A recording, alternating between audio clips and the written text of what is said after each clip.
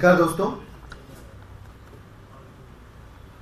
अरविंद केजरीवाल जी नाम का जो उम्मीद और हौसलों का दिया है वो भारतीय जनता पार्टी की तमाम तूफानी साजिशों के बावजूद रोशन है। तो इसलिए कि उस दिए की हिफाजत देश की जनता की दुआएं कर रही है, ईश्वर का आशीर्वाद कर रहा है। फिर भी डायबिटीज एक ऐसी बीमारी है जो शांत मन में भी आशंकाएं डालती है और कहने को तो ये एक बीमारी है, पर जो लोग डायबिटीज को जानते समझते हैं वो ये भी समझते हैं कि यह एक बीमारी नहीं बल्कि अगर काबू से बाहर जाए तो कई बीमारियों को शरीर में घुसने का दरवाजा बन जाती है। हम सब जानते हैं अरविंद केजरीवाल जी लंबे समय से सीवियर डायबिटीज से पीड़ित हैं, परेशान हैं और ऐसे में ईडी की गिरफ्तारी के बाद उनका डायबिटीज लेवल फ्लक्चुएट करके बहुत नीचे जाना उनके लिए जान का खतरा पैदा कर रहा।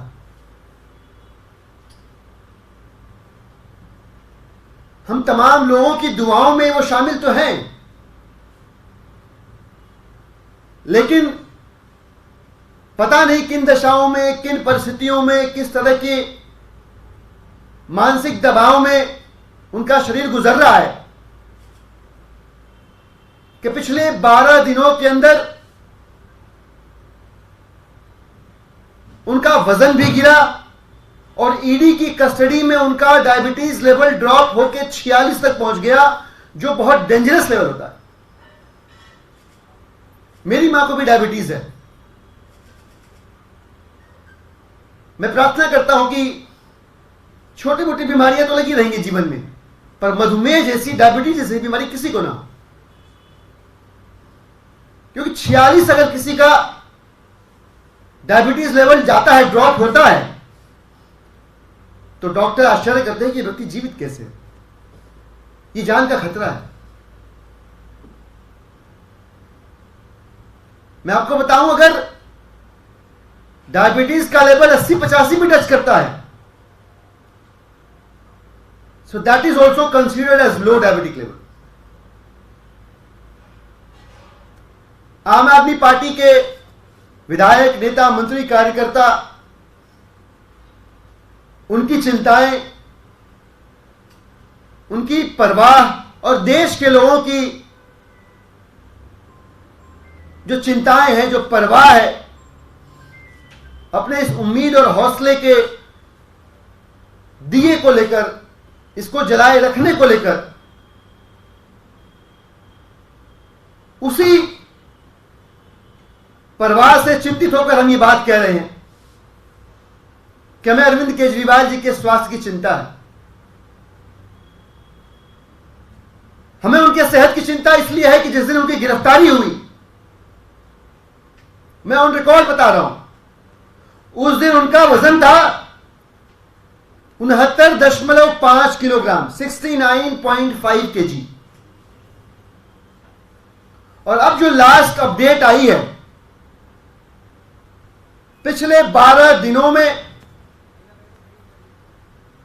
जिनमें ईडी कस्टडी के भी दिन शामिल हैं जब शुगर लेवल ड्रॉप हुआ 46 तक, पिछले 12 दिनों में अरविंद केजरीवाल जी का वजन घटकर 65 किलो रह गया है। 4.5 किलो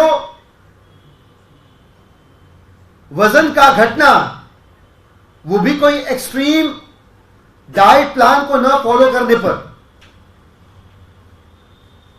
जो थोड़ी भी समझ रखते हैं मानव शरीर की, उसकी संरचना की और कैसे हमारा शरीर अलग अलग परिस्थितियों में रिएक्ट करता है, रिस्पॉन्ड करता है, वो सब इस बात को समझेंगे कि ये दोनों ही इंडिकेटर्स चाहे कुछ बता रहे हो या ना बता रहे हो, बट उनकी गिरती सेहत की ओर जरूर पॉइंट आउट कर रहे हैं। 46 तक शुगर लेवल ड्रॉप होना और without any extreme measures of diet 4.5 kilo 12 दिनों में वजन का घट जाना, हमें भय है भारतीय जनता पार्टी अपने राजनीतिक हितों को साधने के लिए कुछ भी कर सकती है, क्योंकि हम जानते हैं कि ऊपर उठने की महानता की सीमा तो होती है, लेकिन नीचे गिरने की कोई सीमा नहीं होती। और इसलिए हम यह आशंका व्यक्त कर रहे हैं कि भारतीय जनता पार्टी बिल्कुल भी इस देश की जनता की उम्मीद से खिलवाड़ न करे। जो इकलौता व्यक्ति इस देश के लोगों को हौसला देता है, दिल्ली के लोगों को उम्मीद से भर देता है, उसकी सेहत के साथ किसी भी किस्म की गंदी राजनीति नहीं होनी चाहिए, किसी भी किस्म की लापरवाही नहीं होनी चाहिए। आपका एक एक एक्ट दिल्ली और देश की जनता की नजरों में है और आपके व्यवहार में किसी भी किस्म का ओछापन या हल्कापन न तो बर्दाश्त किया जाएगा न बख्शा जाएगा। धन्यवाद।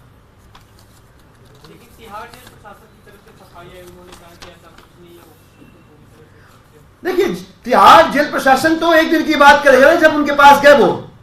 हम बात कर रहे हैं जिस दिन उनकी गिरफ्तारी हुई तब से लेके और लास्ट अपडेट आने तक, और ये ऑन रिकॉर्ड है।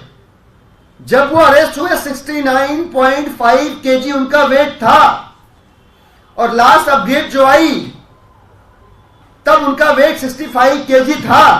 ये 4.5 किलो जो वजन कम हुआ है, इससे कोई भी प्रशासन, कोई भी व्यक्ति झुठला नहीं सकता, और यही हमारी चिंता का वजह है।